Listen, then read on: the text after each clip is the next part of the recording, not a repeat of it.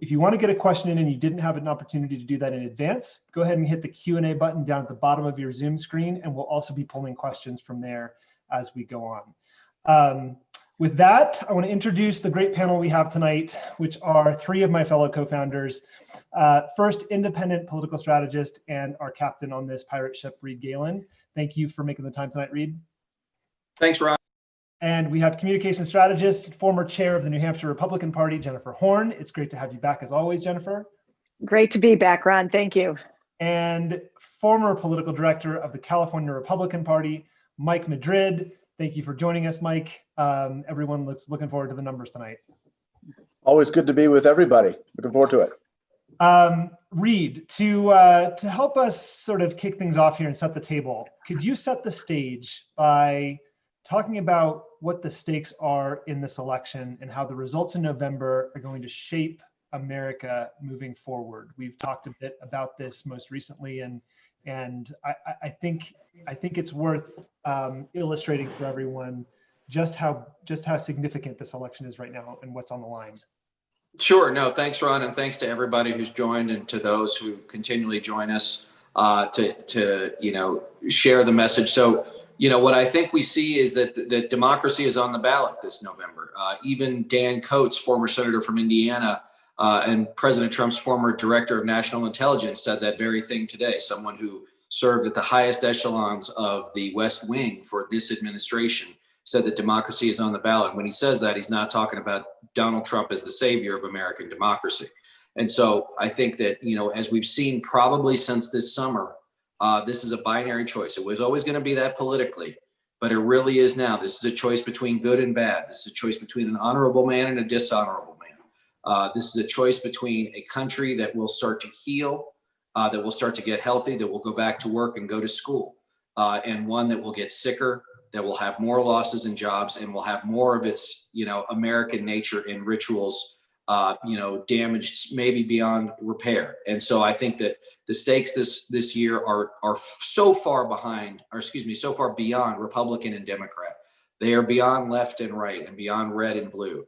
It is really what we want this country to be. Do we want to take this country forward into whatever the new normal will be as we come through COVID?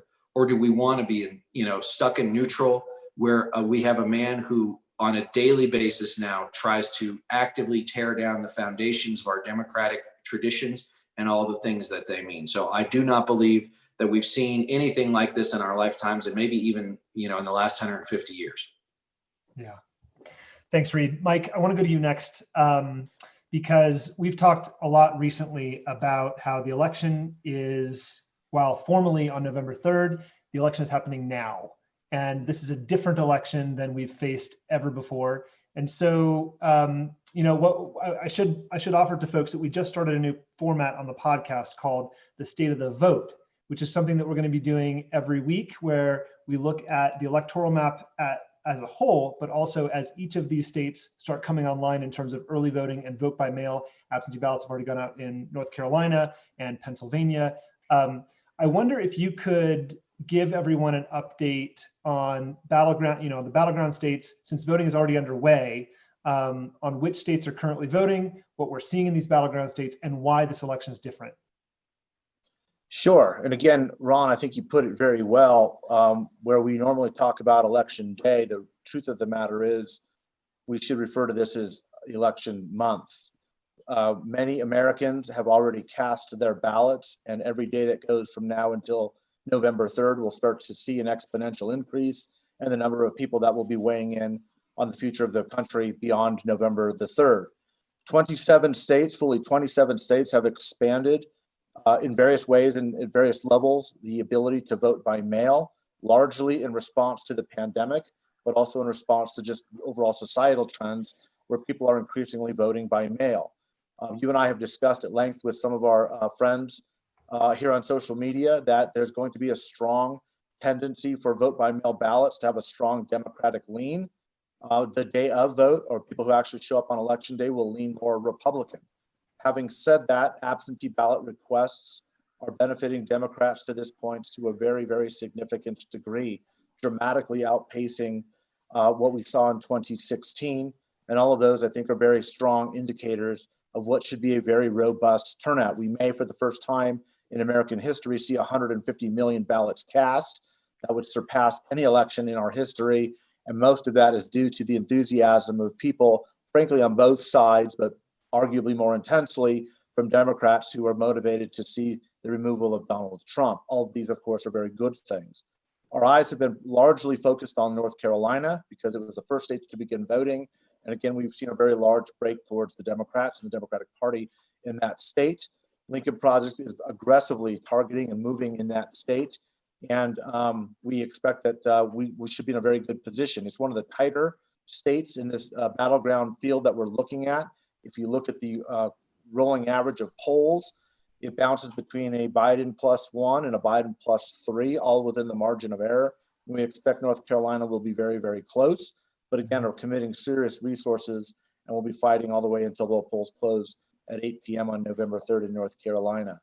One of the quick observation I want people to be reminded of is the battlefield as it exists is far bigger than it has been in probably 24, 30 years, a very long time. We are seeing Sunbelt states move aggressively towards Biden's column. This trend has been developing for a number of years, but we're looking at recent fresh polling that has come out even as early as this morning, showing that Biden is continuing to strengthen his hand with white college-educated Republicans. You've heard us talk about that at the Lincoln Project for many, many months. You're finally starting to see that gel as we predicted and where we've been committing that spend to. You're also seeing a more traditional trajectory of Latino Hispanic voters in the Southwest, largely Mexican Americans, commandingly move towards the direction of Joe Biden. And of course, seniors 65 plus remain very troubling demographic for Donald Trump when it should be a very strong and easy base of support. So bottom line is people are voting. Make sure that you are voting as early as possible. Be on the lookout. We have a list which make available on our website of the days and when those states come into play in terms of voting behavior. We'll be talking on the podcast that Rod mentioned on a regular basis as we give you a state-by-state update. But for now, the trends remain relatively strong. The fundamentals look good. And as long as there is a very strong and robust turnout, we still, again, very long way to go. 3 debates to go with the presidential candidates, 1 with the vice presidential candidates. A lot of dynamics are going to change, but the fundamentals of the race at this moment seem to be headed in the direction that we predicted and have been planning for, and we'll be executing as we've committed to you with all the force that we've got. And thank you all for all the work that you'll be doing over the next 45 days. They will be very consequential and important, and they will make an impact. And we're looking forward to updating you, not just tonight, but probably every day going forward through the course of this campaign season. Excellent. Thanks, Mike. Jennifer, I want to switch gears just a little bit because earlier this week, the death toll from coronavirus crossed the 200,000 mark. Right. And this was only a couple of days after we learned that Trump knew how deadly the coronavirus was in February. And so, but before we get into the Q&A here, I'd love for you to put that in perspective for voters as they get ready to cast their ballots and are casting their ballots now. Sure. That's so hard to wrap our heads around as Americans. Whether you're Republican or Democrat or independent, you're voting for the first time this year. If you voted forever since you were 18, I think what is a shared assumption amongst Americans is that the President of the United States generally, regardless of the partisan nature of so many issues that a president has to confront, is always trying to put the best interest and the well-being and safety of the American people first. Whether they're talking about, trying to, bring peace in other parts of the world, our NATO alliances, whether it's economic policy, healthcare policy, we've always been able to kind of wake up every day with this firm belief that we have a president of the United States who cares about the country. And even if we disagree with that person ourselves, that they believe in the American people, that they're always going to put us first. It's really hard to accept that there is no doubt. The data is clear. We've heard it in the president's own voice that he does not care about the safety and well-being of the American people. Donald Trump knew before the vast majority of us were even aware of a coronavirus or even really started following the story, that it was there, that it posed a clear and present danger to the American people, that it was going to cost, untold lives, that it was going to bring suffering and pain to families. And he continued right up, frankly, until today, until yesterday or today, he continues to lie and mislead and obfuscate on this issue. And it's easy for any of us to start talking about our personal experiences and how this has impacted us and become really emotional.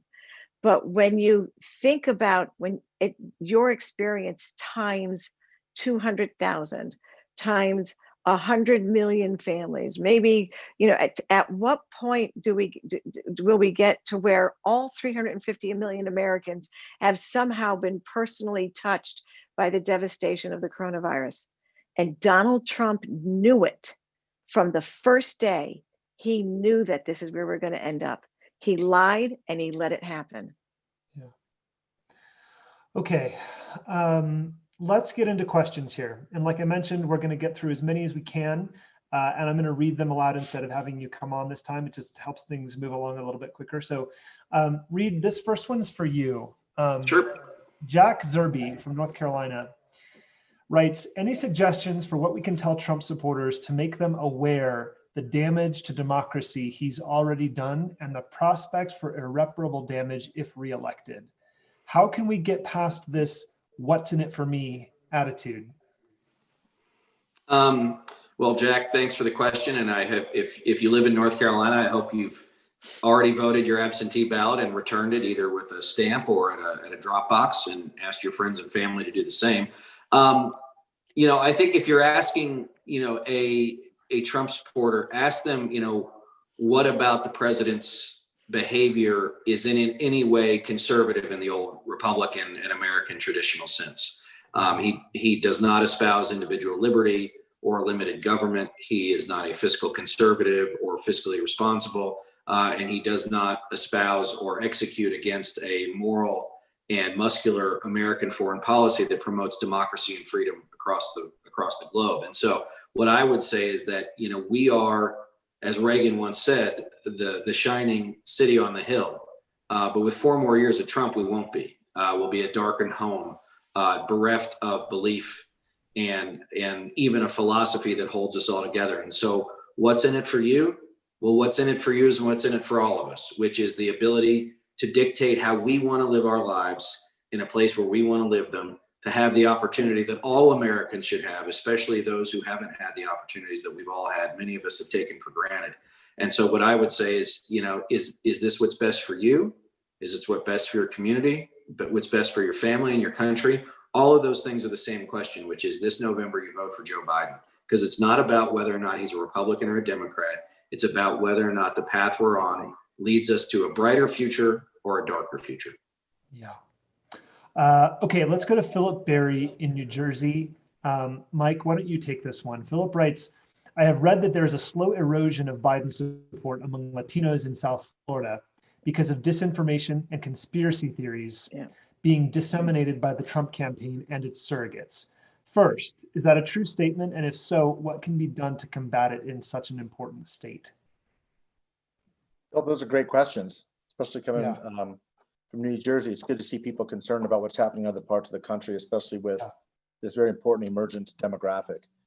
Look, there is absolutely a concerted disinformation campaign that is targeting particularly Spanish speakers and immigrants, utilizing WhatsApp and Signal applications on people's phones. This is part of a broader disinformation campaign, which unfortunately is not new to us as Americans, and unfortunately may not be eradicated soon. But I do want to caution everybody. There was a round of polling last week, which if you were following kind of what we were saying on social media, should have been a wake-up call, but not a panic button, if you will. There's nothing wrong with being focused and very concerted about bringing absolutely every vote into line for the Biden campaign. Now, most of the polling that came out, and you guys know how much I follow both the Latino vote and polling, had a very, very small sample size. And the Latino vote showed extraordinary wide variation. in the Marist poll that came out again about a week ago. That poll is generally what we could refer to as an outlier, again, largely because of the sample size. Since that time, another 2 rounds of polling have shown a much more consistent traditional trajectory of the Hispanic vote, not just within Florida, but in Arizona as well. And as a result, what we have seen is a change of focus on the race, which I think is very important, towards securing not just a important share of the Cuban American vote, which I think we all know tends to be a little bit more conservative. And candidly, this vote is being consolidated for Donald Trump in a way that is a little bit unprecedented because of the very strong, overt, anti-quote unquote socialism message that is being used. I laugh not because it's not important. It is important. It is something to be mindful of. But obviously, Joe Biden doesn't represent the socialist wing of any party, let alone the Democratic Party. But it is something that tactically we need to be mindful of. Cuban American vote represents about a third of the 18% of voters in Florida that are Hispanic. Let me say that again. 18% of the voters in Florida are Hispanic. The Cuban Americans are about a third. Puerto Rican voters are about a third as well. This vote leans heavily Democratic, and with a very strong, robust turnout, I think will not only match the Cuban share of the vote, but actually will exceed it. Now, the third group tends to be a lot of Central and Southern Americans. It's a very fascinating place, Florida, if you're a student of politics, and especially if you love watching the Latino vote like I do. Bottom line is this, Philip. We are probably going to see a very strong return back to the normal trajectory and split between the Democratic and Republican candidates that we have seen for the past 25, 26 years. There's a remarkably hard floor and hard ceiling with the Hispanic vote as it relates to what Republicans are able to pick up. Nationally, that sits at about 25 to 27%. It can sometimes go a point or two higher in Florida, but I think with the strong indicators that we're seeing with turnout, you're going to see very, very robust turnout, especially with the Puerto Rican community. And at this moment in time, the Biden campaign is correcting its actions towards what it needed to do. It responded very rapidly, and polling is already showing a marked move back towards the historical trajectory, which puts the Biden campaign in a very strong position to win Florida. God, I love doing these because the questions are so good. And so is this next one. But thank you, Philip, from New Jersey. Abby Beth from New York. Jennifer, this is for you. Writes, how do you address otherwise smart, college-educated, urban and suburban independents, asterisk, who still don't understand that this election is a binary choice about democracy versus authoritarianism? They either aren't excited about Biden or continue to come up with pithy ideological purity tests. And her asterisk is, note, these people consider themselves Trump voters as opposed to Trump supporters. Huge difference there. They don't like him, but couldn't bring themselves to vote for Hillary. What do you say to Abby? That's a great question, Abby. Thank you so much for tuning in today and being part of the conversation. To some degree, these are the voters that we're talking to. We know that a lot of these educated suburban voters are going to be, especially women, are going to be a big part of this election. And it's a conversation I think that a lot of us are having with our friends and our family around the dinner table. This is kind of the what's been so divisive, I think, for a lot of people, this idea that there are folks out there that we care about and we respect who are saying, I don't like Donald Trump. I don't like what he says and does, but my 401k is doing well, or they've all got something that they can say, good judges or something like that. So, and I think that it is about making the argument that this election is literally about the future of our country. I believe that the republic is at risk. I believe that the American democracy as we know it is at a tipping point. And if somebody like Donald Trump and his Republican supporters in the Senate, because Donald Trump would never have been able to cause the damage that he has if the checks and balances that are in our Constitution were executed and implemented by the Republicans in the Senate. So you can't look at one without looking at the others. But I believe that it's about the future of our country. I believe it's about what kind of world will my grandchildren grow up in, and they will raise their children in. It is about issues like freedom of speech and a free and open press. It's about issues about, like the size and growth and cost of government. You might feel good about your 401k today, but if you go back and look how much this president has increased deficit spending and expanded the size and scope and intrusion of government, these issues that these types of voters really care about, this president has been terrible on. And I've talked about this before. There isn't a single Republican or conservative issue that he has truly embraced or made progress on. And for those voters who kind of think of themselves as independents, because what we know, and I think Mike would back me up on this, is that even those who are registered independents, or in New Hampshire, we call them undeclared voters who aren't choosing a party, even those voters have a pretty strong tendency, the majority of them, to vote one way or the other pretty consistently. They're not going back and forth. So for those folks to look what this president has done, the damage that he has caused to our country, the damage that he has caused to our youngest generations. When you look at children, and this is just something that I comes up every time. This president didn't just follow a policy from some past president. He advocated for the expansion of cramming children into cages because of an action taken by their parents. It's indecent. The president isn't just not Republican or not Democrat or not whatever. Truly, his presidency is an assault on human dignity, and it is an assault on the foundational, the foundational principles of America. We talk all the time about America is an idea. This president has destroyed that idea. It's incumbent upon us to make sure that we protect it and revive it and bring it forward to the other side of this election and give it the opportunity, to be reseated and to grow and for all of us to come together. So it's kind of a long-winded response, but this president just offers us nothing that we can defend. Yeah. Okay. Reed, I want to go to you next because we got 5 questions right at the top of this event about Bill Barr, but I'm just going to pick one of them. Denny Danielson writes, what can be done about Barr? How he is now going to decide single-handedly who is prosecuted or not. I'm concerned the U.S. rule of law is officially banana republic grade. And this is something we've mentioned a bit before, but can you sort of zoom out and give us the big picture? Because I think this fits into the stakes that you articulated at the beginning. Sure. I mean, I think when we talk about the rule of law, it gets pretty wonky. But the concept is that, it is the fundamental foundation for how we all live our lives, that you will be treated, in a perfect world, fairly under the law, that you have equal redress for grievances, that if you are innocent before a jury of your peers, you will be innocent. If you are guilty, you are guilty, that justice is blind. What we have found now is that Bill Barr has decided that the law is, at least at the federal level, whatever he decides it is, with the either consent or assent of Donald Trump. And I think this is one of those places where he's a dangerous guy. I think that if you look at a thing like Portland this summer, I don't think Donald Trump said, let's send some goons from DHS into Portland. What I think probably happened is that he saw something on television and he said, I don't like that. I don't like that. I think that should stop. And you have a guy like Bill Barr that says, Mr. President, what we could do is ...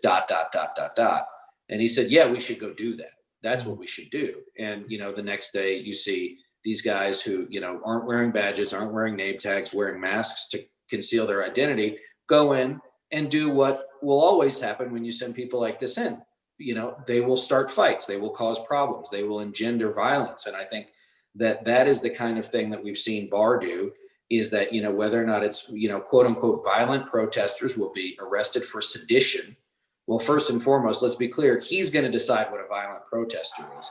And he very well might take it that someone who, is defending themselves against, federal authorities who are on the march is now violent.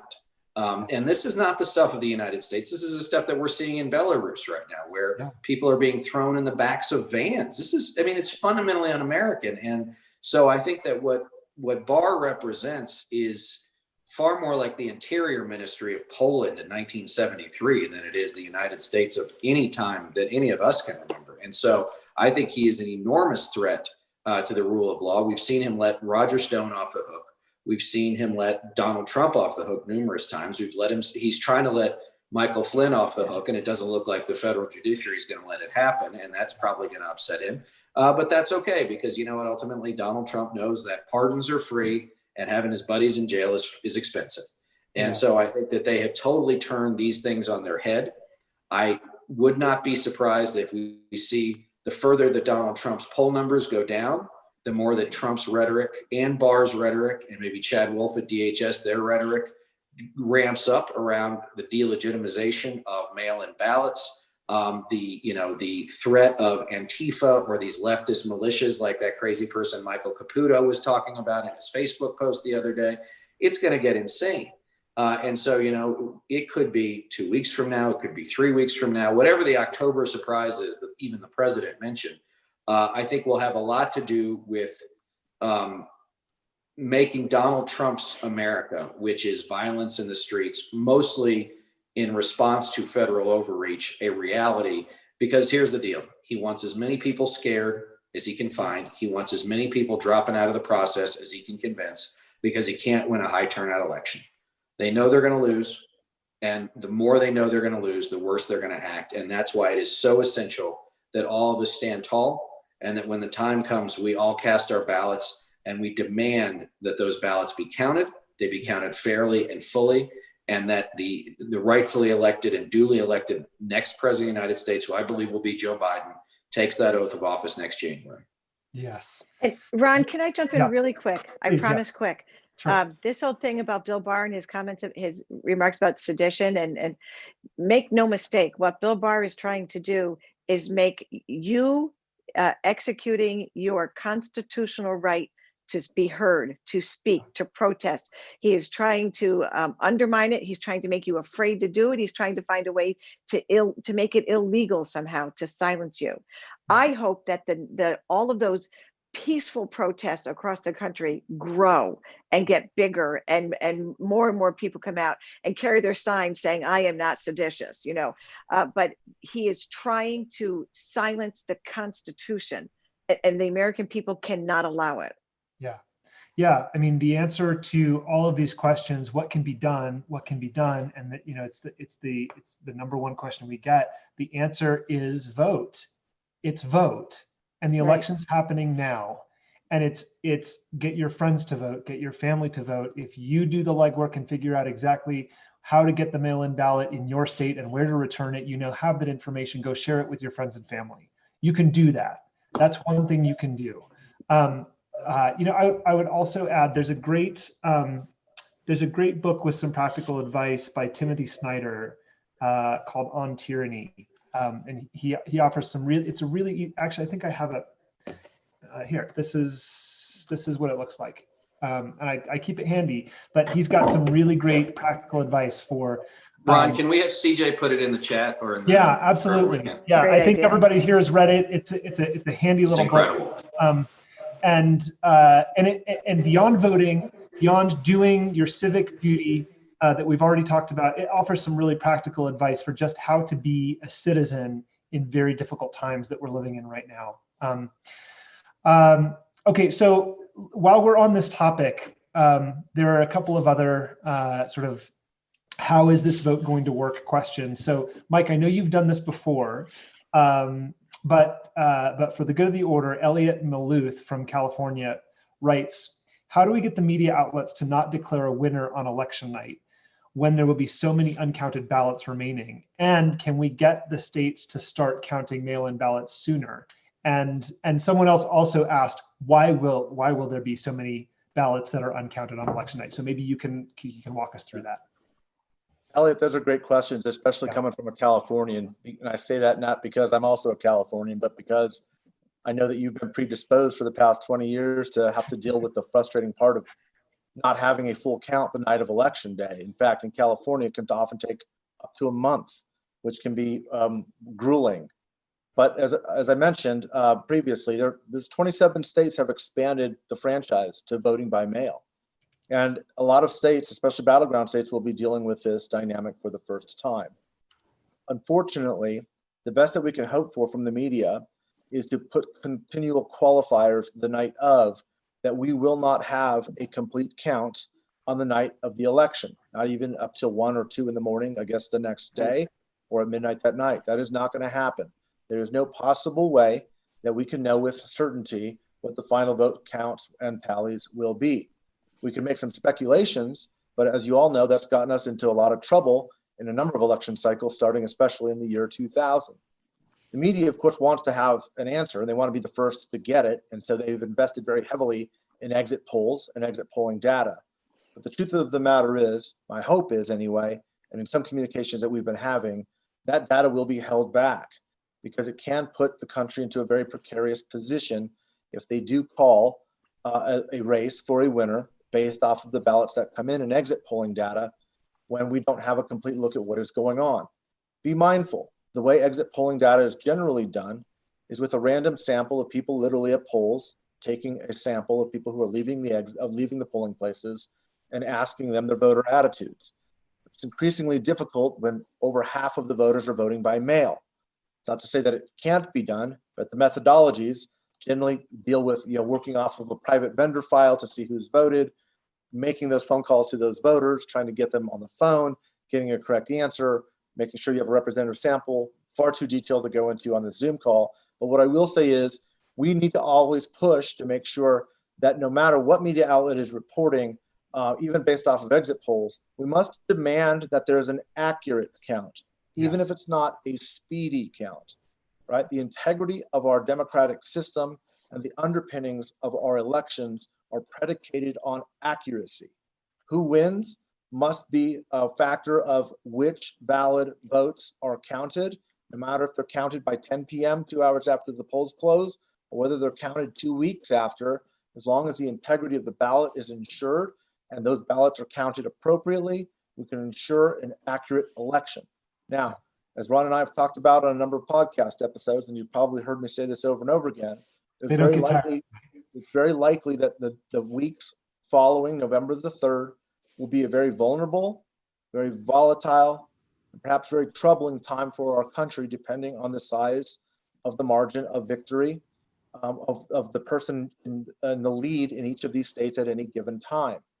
What I will say is there may come a time where you have to voice and stand up and make sure that your voice is heard, but we must, and before that time comes, make sure that we are voicing now the importance of the media in ensuring that we have an accurate, if not timely, count of votes on election day. Yeah. I think what I'm hearing, and just to put a fine point on that, is an admonition for patience, which Americans are not very good at, by and large. But I think you're calling for patience because we're not going to know on election night. It's not only a call for patience, which it absolutely is, Ron. And we've been waiting, many of us have been waiting for 4 years for this election, for this night. We must be patient, but we're also going to have to be vigilant. And I say that because there's no question in my mind that the Trump campaign and Donald Trump himself on Twitter is going to start messaging. He's already begun it today. He's already sending out tweets saying we're not going to have a fair election. This is not coincidental. This is not happenstance. This is a plan. This is a coordinated, methodical strategy on behalf of a president who's on the verge of losing an election and who's going to refuse to be removed from power. This is a basic fundamental underpinning of a healthy democracy. The peaceful transfer of power is requisite to make democracy work. To begin to message against that 40 days before an election is not a mistake. There's not a slip of the hand. There's not an ill thought that just popped into his mind at this moment. It is a message we are going to continually hear from now through election day, and perhaps most strenuously in the days following the election. I need you to be patient, but I need you to be vigilant. We must demand that of each other, we must demand that of our countrymen, and we must also demand that of the media. We can have an accurate and complete count if we follow the processes outlined in every county and every state. That is absolutely possible. The only thing that can get in the way of that is a conscious effort to undermine that. And that is what we must be vigilant and remain strong and steadfast against. Okay, while we're on this topic, and it is, I don't think redundant to ask this question, but I want to get it out there while we're on this thread. It's from Art Novak, and Reed, maybe you can take this one to sort of wrap all of this up. From Illinois, what are you, the Lincoln Project, planning to do and say immediately after Election Day?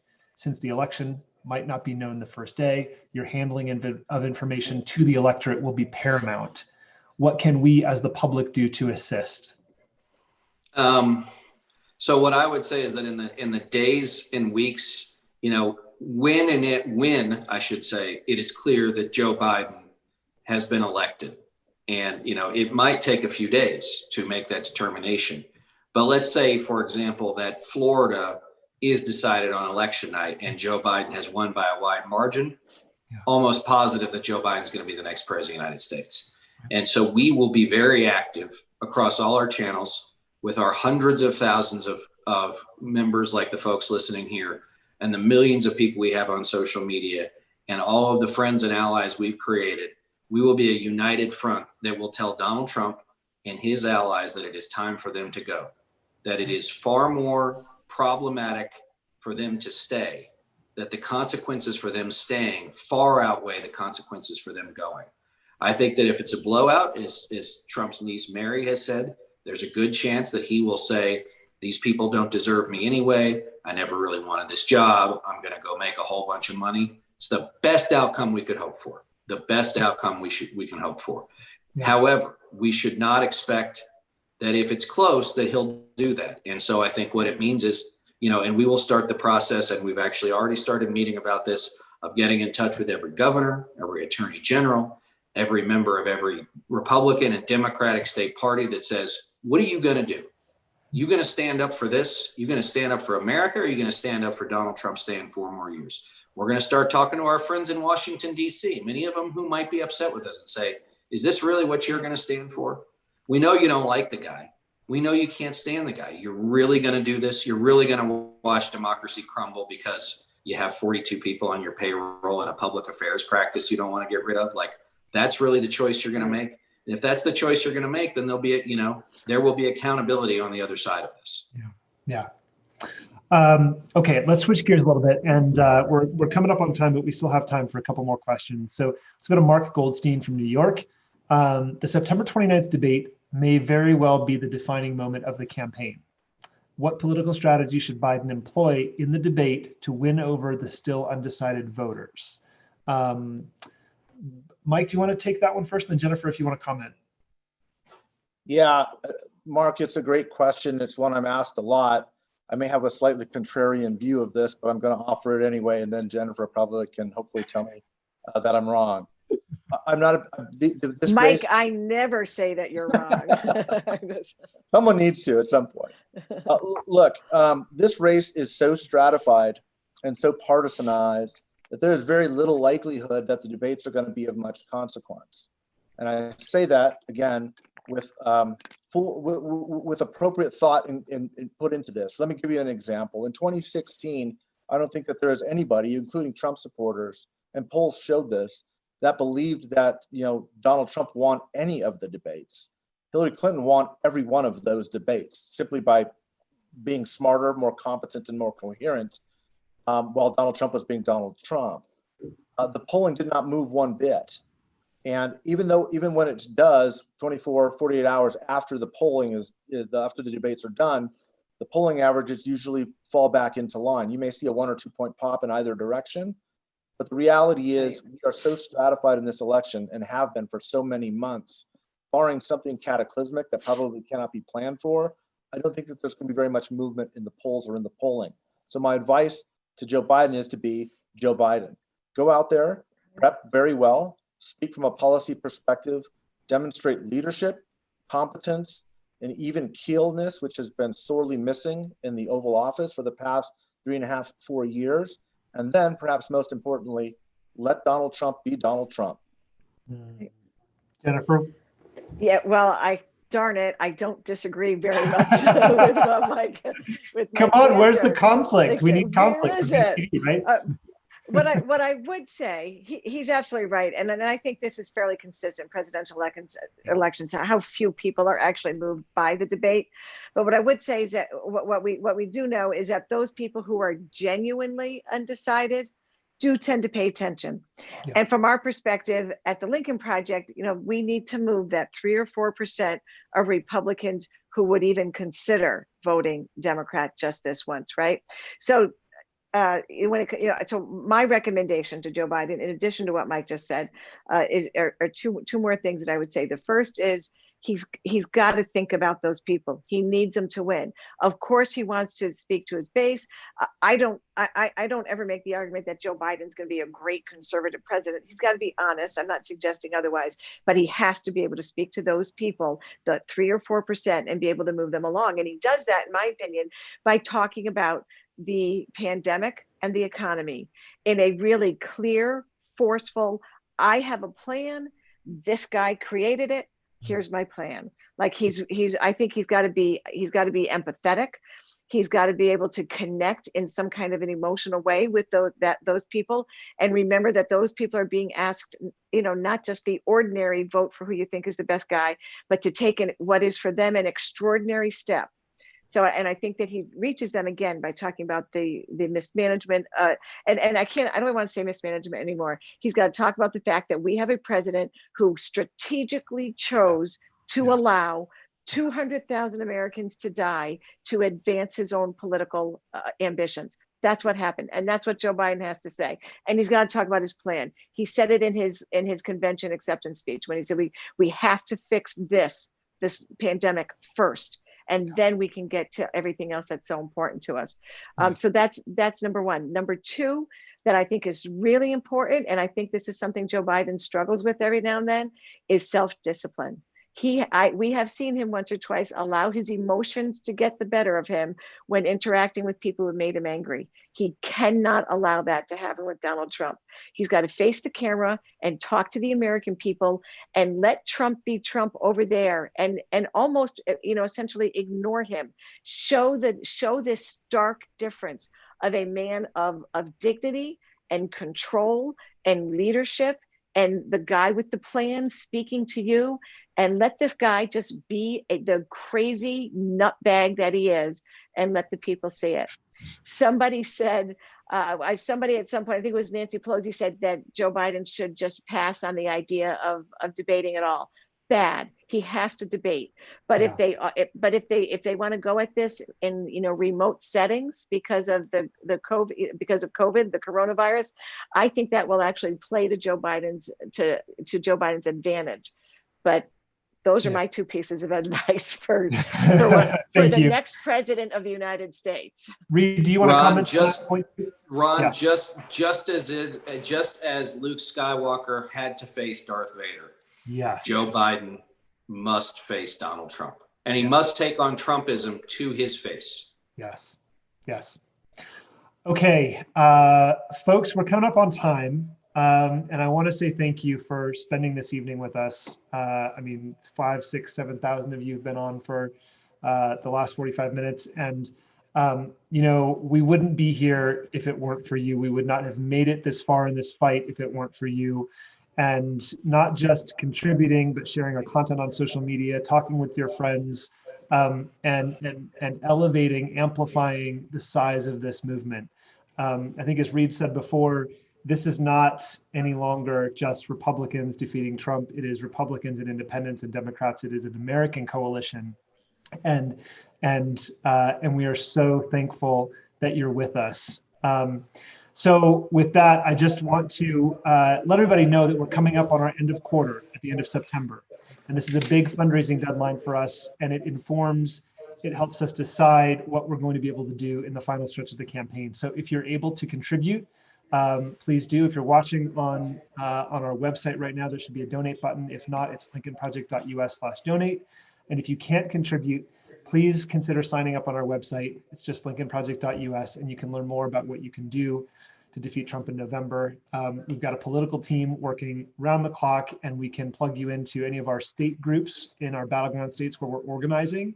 There's plenty for you to do if you're not able to contribute, or even if you can. So we just ask you, if you're watching for the first time and you want to get involved and you feel like you can do something, please do come get in touch with us and we'll put you to work. Jennifer, could I impose on you for some closing remarks before we let everybody go? Oh, thank you, Ron. Thank you to everybody for being part of the event tonight. This is all about you. Our country, the strength, I say all the time that America is not measured by the strength of her politicians, but by the strength of her people. It's about all of us coming together, Republicans, Democrats, independents. Stay involved, continue to be part of this.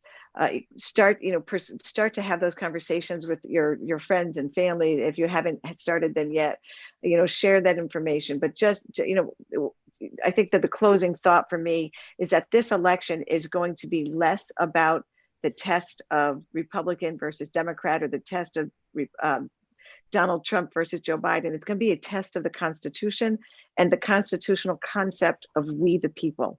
It's about whether or not we are going to come together and set our differences aside and come together and do the right thing. I am optimistic that we're going to do that. I'm confident that the American people are going to hear the call. And I just thank everybody for being part of this. And I look forward to continuing to work with all of you as we get closer to Election Day. So thank you very much. And with that, right on time, we'll talk to you soon, everybody. Have a good night. Thank you.